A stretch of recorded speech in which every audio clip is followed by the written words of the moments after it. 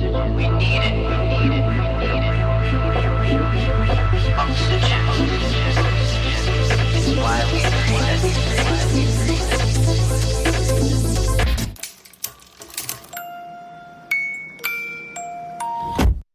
Hey everyone, welcome back to another episode of Small Biz Stories, because we know every small business owner and entrepreneur has a story or five or 10. And today's guest is Michael Barbarita. He's been around for a while in Next Step CFO, and he's going to help us debunk myths about finances and what small business owners can do to use financial strategies to kind of stay ahead of the game. Michael, welcome to the show. Thank you, Laura Lynn. Pleasure to be here. Thanks for having me. Oh, and it's always nice to have guests. We've got Michael dialing in from Cape Cod, Massachusetts, which you're going to hear a little bit of the accent as we get into the show and kind of describe the visual for the folks that are dialed in auditorily versus the ones watching on YouTube. But here we go. Michael, tell folks what you're good at. Well, I think the best thing that we're good at is called strategic CFOs, and the reason is that if you look at the Fortune 500 companies and all the CFOs, you don't get hired unless you really understand not only the financial stuff, but also understanding the business strategy, business and understanding thoroughly business strategy. So that's why we call ourselves strategic CFOs, because we not only analyze financials. We not only do business and cash flow forecasting, we not only solve cash flow problems, we not only identify the critical metrics in a business, but we also help business owners implement business strategies. You know, you can go to Google or ChatGPT and learn all you want about business strategy. It's about implementation. So that's what we do best. We help business owners implement business and financial strategies that their competition isn't doing. And that's a key thing. I talk to so many small business owners, and they really get a bit confused between a bookkeeper, a CPA, and a CFO. And then I explain it, and you tell me if I'm right or wrong. The Okay. bookkeeper's great making sure bills get paid, everything's running tickety-boo. The CPA makes sure you are aligned with the IRS and all responsibilities there, right? Because that's a big one. And then the CFO is thinking about it from a business perspective. How do you use the financial ins and outs to propel the company forward? Is that fair? That's very fair. Just one more note on the bookkeeper. They do the bank reconciliations as well, and all of the reconciliations to make sure that the numbers tie out to something logical. Because for a CFO, it's critical that the numbers are in reasonable shape. They don't have to be in perfect shape. The CFO can massage numbers, to get them into the right shape. But the bookkeeper has to have has the ability to get the books in some decent shape. And the CPA is all about, usually, at least in today's world, is mostly about the IRS and taxation. Right. And we help business owners make decisions through, because a CPA is mostly historical. A CFO is forward looking. You want to know what's going to happen versus and what could happen and what are the risks and opportunities versus what has happened. We deal with what has happened as well, but it's mostly the benefits come from understanding the forward looking. Perfect. I think it's a really good segue to get into the show. We always like to start up front with a good tip. So, as a forward-looking, forward-thinking business strategist who just happens to be really grounded in the numbers and what they mean, Michael, give our small business owners and entrepreneurs your best tip on what they can do to move their business forward. Okay, well, I'd like to give two tips if you don't mind. Sure not. What? I don't think our audience is going to complain. Not one, but two tips There today. you go. So one of the most valuable tools that business owners could take advantage of, especially from a CFO, is without a doubt, it's the business and cash flow forecast. Because the business and cash flow forecast, I mean, winning business owners, especially in uncertain times, want to know what's going to happen, and they're going to have to make a lot of decisions. And the thing about the business and cash flow forecast is it helps you understand the outcome and ramifications of your decisions before you make them.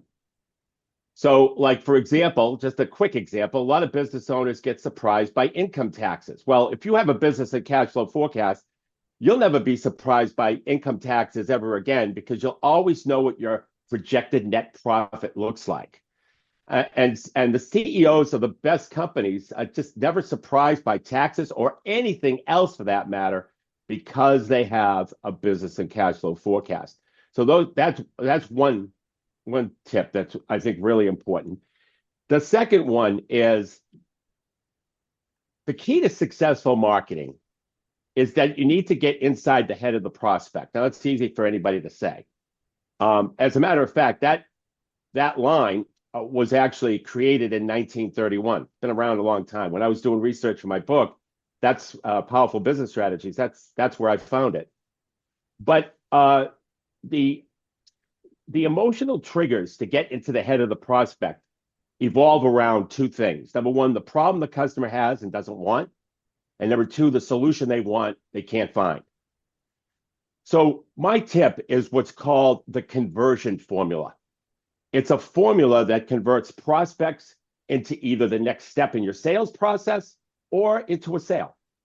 Okay, and it's called the conversion formula. And there's 4 steps that you have to take in the conversion formula. And they have to be in the right order, otherwise it doesn't work. It's like making water, H2O, 2 parts hydrogen, 1 part oxygen, with just 1 part hydrogen and 1 part oxygen. You don't have water. Same thing here with the conversion formula. So the conversion formula, 4 parts. The first part is called captivate. That's identifying the problem that the customer has and doesn't want. The customer has a problem, they don't want it, they want to get rid of it. Second, now that we've got their attention by identifying the problem, we're starting to get in the mind of the prospect. The second is what we call fascinate. That's the solution to the problem that they can't find. So we've identified those keys to successful marketing and to get into the head of the prospect with the first 2 components of the conversion formula.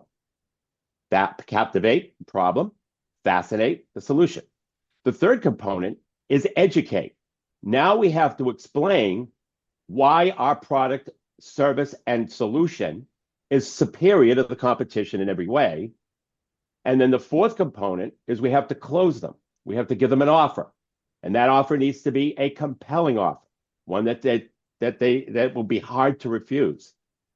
And so as a third tip, and do you have any questions so far? Okay, hold on here now. Let's just pause and kind of roll this back. So you left us hanging there at the third tip. You said you got to close it, but here you started with captivate, right? Get them on the hook, problem, really, identifying right? the problem. Fascinate them.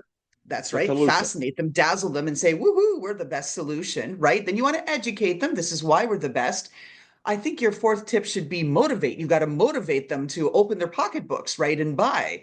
Well, you left that's us the hanging offer. on the fourth one, Michael. What's the fourth? The fourth part so of that? Just it close. is offer. It doesn't. Yes, it's the close. But here's the thing: I can't just say your close has to be an offer, and it does have to be an offer that's so compelling that the customer can't turn it down without telling you the 5 components of a compelling offer. So I'd like to proceed, if I could, to talk about the 5 components. Okay. So the first component of a compelling offer, and by the way, you could combine these components. So the first component of a compelling offer is called urgency and scarcity. Okay, so what is that? Urgency. This offer ends on Friday. Scarcity. We only have 3 left, or we don't have enough bandwidth to take on any more people, whatever it might be.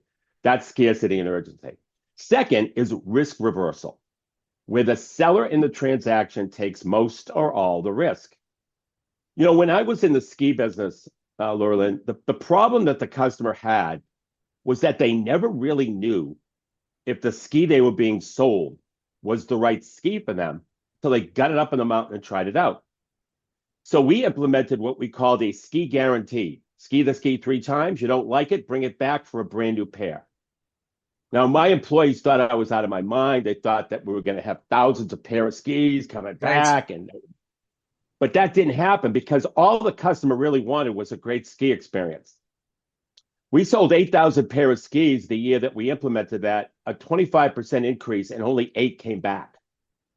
So it just proves that once again, a risk reversal is a very, very valuable tool to have in your offer. The third component of a compelling offer is adding more value to a product or service. One of the important things in adding more value is that you understand the long-term value of a customer. And this is where my CFO brain comes in, where you understand the long-term value.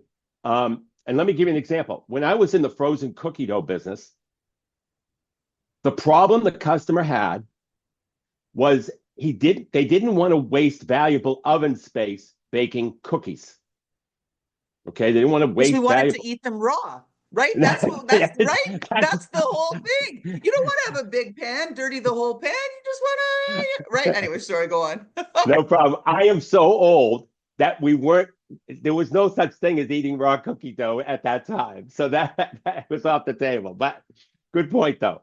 But yeah, so the problem that the customer had is they didn't want to waste valuable oven space baking cookies because it's a pizza parlor or they heated up subs and so forth in the ovens, and they didn't want to waste that valuable oven space with cookies, which was a secondary item for them, a tertiary item even.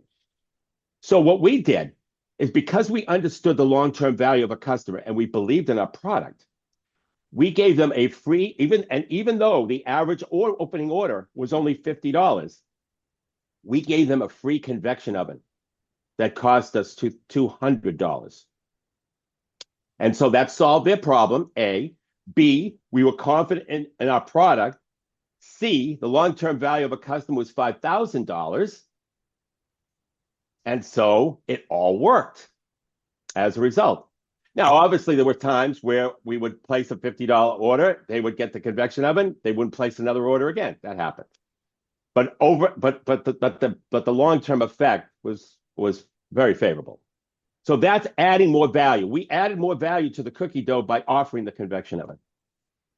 So the fourth way to make a compelling offer is packaging and bundling things together. Now, let me give you an example of that. Back to the ski business. So everybody and his brother offered ski packages, skis, bindings, and poles. But what we did in addition to that is we took the most popular ski graphics and we went to the clothing department and put together clothing packages, hat, sweater, bib, and parker, that matched the most popular ski graphics. And those things sold like crazy because, once again, the reason why people in the ski business, or business owners in the ski business, package skis, bindings, and poles is because there's a perception of value when you're packaged together. Well, we took that same concept to the clothing department by matching up the most popular graphics with clothing packages. And so packaging and bundling is another component of a compelling offer. And the fifth, and one of the most difficult to do, I think, is being indifferent to the outcome, is actually separating yourself from the sale. Very hard to do. But when done, it's a winning formula. And just to give you a quick example, lots of times I'll be in a situation where, we talk about the business owner's number one goal. And it comes down to, whether you work with, and getting to that goal is going to require a series of steps.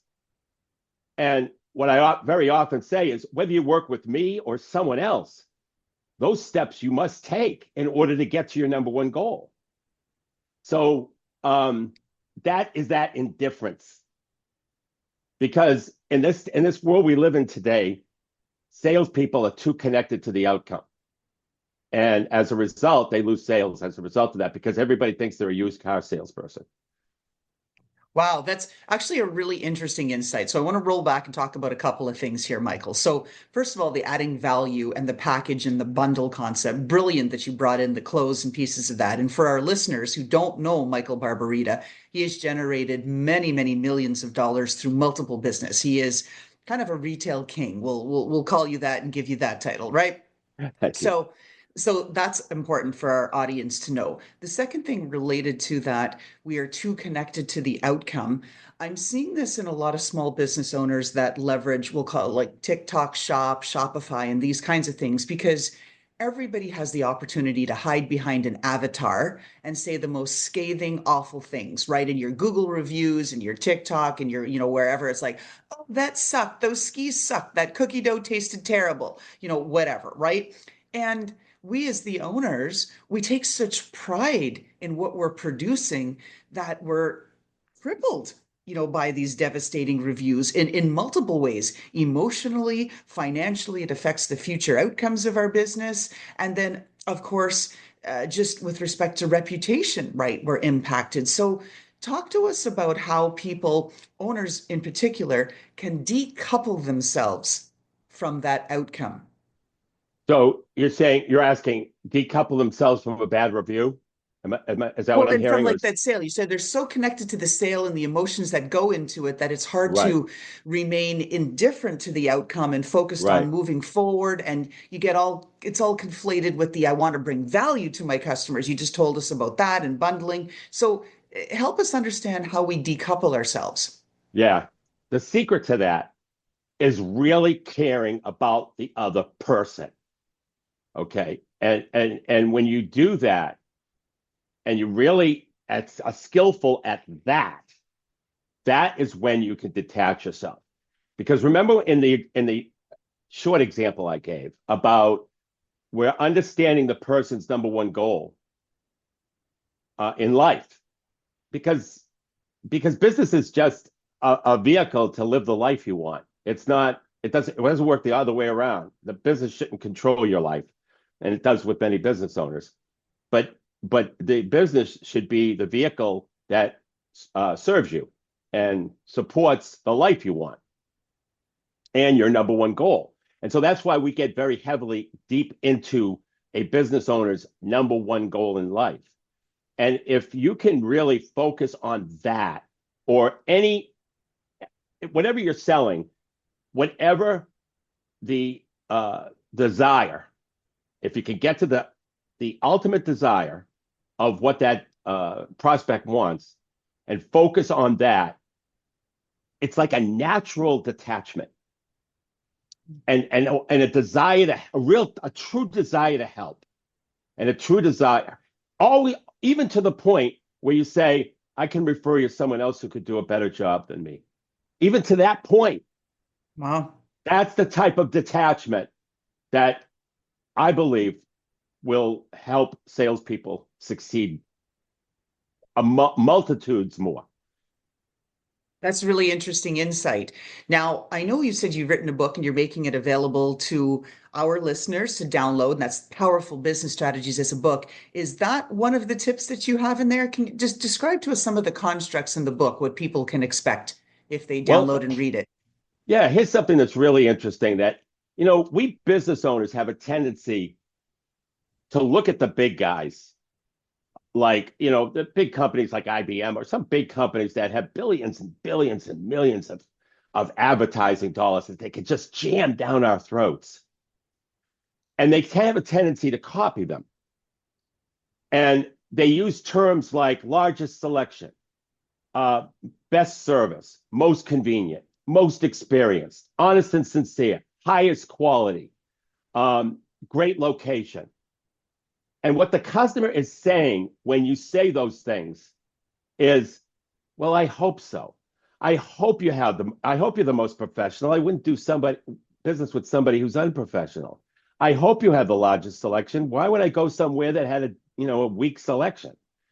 So we overuse this jargon. Business owners overuse this jargon. I see it time and time again. Instead of identifying the problem that the customer has and doesn't want, and the solution they want that they can't find. That's the key to successful marketing. That's the key to getting away from I hope so marketing, which is what I call this jargon. And but it's so overused. If you could go just about any website and see that jargon, and it's totally overused. And the other thing, Laura Lynn, about that is every company is like great. I used to go when I was in the food business. I was at food shows. The most delicious foods in the world are just small business owners who are just struggling and never can get their food to the forefront. I mean, when you go to those food shows, where did you sell this? Well, we don't have any distribution right now. It's unbelievable. It's absolutely unbelievable. And every business has that greatness to them. But because they're using jargon like this, the outside perception doesn't match the inside reality. The inside reality is that they're the greatest sausage company in the world, in the example of the food business, right? But the outside perception is they have the largest selection, the lowest price, they're honest and sincere, the great location, great quality. Useless. Inside reality versus outside perception. And that's just it. So clearly, I triggered you and put you on your soapbox there about using the jargon and all that hyperbole that so many of the companies used. But then you've also, in return, in your comments, triggered me in that this is why I do this show. This is why I don't charge for it. And it costs time. It costs time to Right. produce it, to host, Absolutely. because I like to shine the light on these small business owners who have something really cool to offer, but people don't know. And I used to go to those food shows, Michael, Chicago, the big, massive, like the food, like the winter, Oh the yeah. spring, like, Oh, oh my. And you just, it's the greatest thing. Like I used to go to all these tech conferences all the time. I was like, yeah, look at my software. Yeah, here's a demo. And you're like, yeah, fabulous, great. Oh, amazing. You can rotate those molecules in 3D space and then align them so that they can cure these terrible diseases. Bravo, truly excellent, says the PhD scientist. But as the foodie, when I go to those Chicago shows and they're like, oh, here's this new vegetarian meatball. Here's the best salsa ever. Here's this hot pepper dip. You're like, oh. I oh mean, yeah. it was amazing. They're like heavenly. And that you can't find them anywhere, because they don't have distribution. And that's just it. Like I said, that's my whole thing that I do is I help brands get seen because invisible brands don't make money. Right. Right. I mean, that's the whole thing. So anyway, back to that. Like I said, oh, we've triggered each other, gone on a little soapbox there. It's fun to go on these tangents. All right. That's Let's right. let's get back to the financial strategies and planning. A lot of the smaller business folks that we deal with that are solopreneurs or maybe one or two, they struggle with keeping up. They think like, oh my God, I can't create a financial planning strategy and forecast. Get the hell out of here, Michael. There's no way that's going to happen. Right. What do you suggest they do to be less overwhelming and say, look, you got to look at your numbers, but at a minimum, I want you to do this. What do you want these business owners to do? Well, the first thing they should do, and it's going to sound very simplistic, but the first thing they should do is they should increase prices. And they're going to say, ooh, I'm in a competitive environment. I can't increase prices. And I'm saying that you have to start to have faith in your product. If you don't have faith in your product and that you're the best, and then I understand why you don't want to raise prices, but you have to believe in your product. It's like when I was in the frozen cookie dough business and I gave away a $200 item for $50 in return. Got to believe in your product. If I didn't believe in my product, that would be an idiotic thing to do. So you have to believe in your product. The other thing is you have to look at your cost structure. So we have a formula for cutting expenses. You cut the expense if the expense doesn't help you acquire a customer, if the expense doesn't help you retain a customer, if the expense doesn't increase the long-term value of a customer, and if the expense doesn't help deliver your product or service to a customer. And that's when you would cut. Okay, so if it doesn't help acquire, doesn't help retain, doesn't help increase the long-term value of a customer, and if the expense doesn't help deliver your product or service to a customer. Now, having said that, everything can be negotiated. A lot of my clients, small business owners, they're afraid to negotiate. They think that whatever price they pay for whatever it is, they think it's in cement. It's not cement. And because the other business is usually a business owner. Now, sometimes it's a big company. Sometimes you're doing business with Apple or Facebook, and I get that. But you'll still be surprised. You should negotiate every single thing. So that's the other component. The other thing is you should take deposits to help increase cash, and increase cash flow. The other thing is everybody should have a downsell. They should have a cross sell and they should have an upsell. So they should be able to have a particular product that they're selling to a prospect, and they should have an upsell to it or another product to sell to them as a cross sell. Because here's the data: 34% of customers who buy from you are ready to buy something else at the point of sale if asked. Okay, so 34%. If you sell something, you can sell something else at the point of sale 1/3 of the time. So you have to, but you have to be ready with an upsell, cross sell, and a downsell. Because if your base product is not affordable to the particular prospect, you need to have a downsell ready to offer them. I've never heard that articulated like that. I really like that. I've always heard the upsell, the cross sell, but not having the downsell. So I think that's great. And Michael, I know we're getting close to the end of our show, and tariffs are they're an episode unto themselves. But Right. what advice can you distill down in the couple of minutes we have left, given the unpredictability, the volatility? How does the small business owner go, oh, the tariffs are on, they're off, they're on, they're off. Like, what do I do? How do I plan? What do you recommend?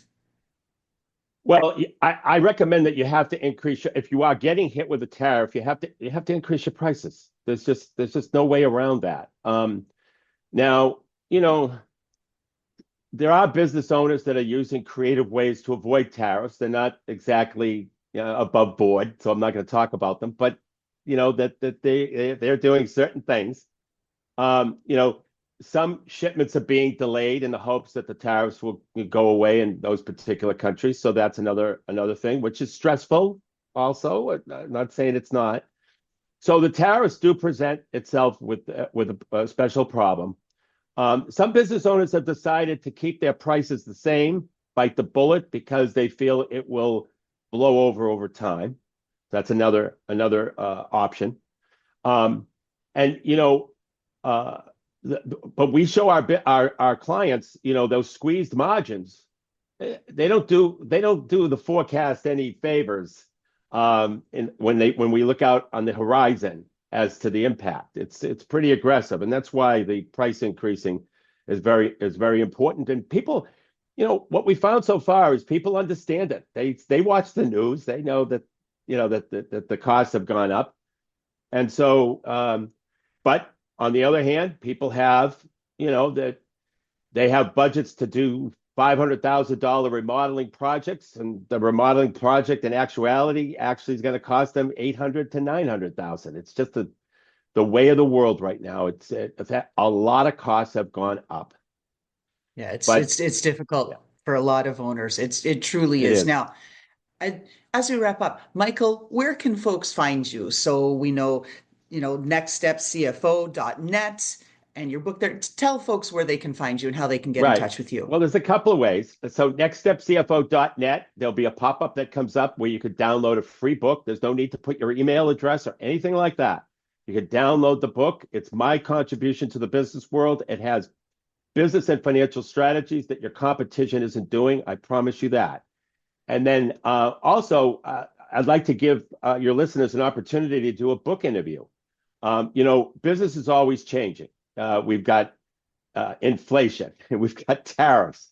Right. So, we've got interest rates that are higher than what they were in 22, 23. So because of that, I keep writing additional editions to my book, and I love interviewing business owners. It's 60 minutes on Zoom. I show them strategies from my book, and then I ask them questions about the impact that they think the strategy would have for businesses that would implement it in their industry. It's an industry perspective. And so then I document it for the book. And so if business owners would like to do that, they could go to nextstepcfo.net/contact, fill out the contact form, put book interview in the messaging, and away we go. That's a lovely offer. I've interviewed almost 250 guests and no one's done that. So I think that that's great. Okay, Michael, we're going to bring it home. Signature question of the podcast. Our listeners and viewers want to peek into your closet and they want to know what footwear in that closet represents who you are. Michael Barbarita, Next Step CFO. Describe what we're looking at. I'm thinking shiny dress shoes. To describe. There you go. It's mostly shiny dress shoes and a couple of basketball sneakers. Even though I'm way too old to play, I still get around a little bit at about 1/10 of the speed I used to be. But you're still out there, right? I'm still Jumping, out trying to there. play hoops. Yeah, I'm That's it. still That's how out you there. Still stay out there. young, stay Yeah, fresh. All doing the right, best I can. folks. That's a wrap with Michael Barbarita, Next Step CFO. Thank you for joining us on Small Thank Biz you for having me. Stories. Thank you.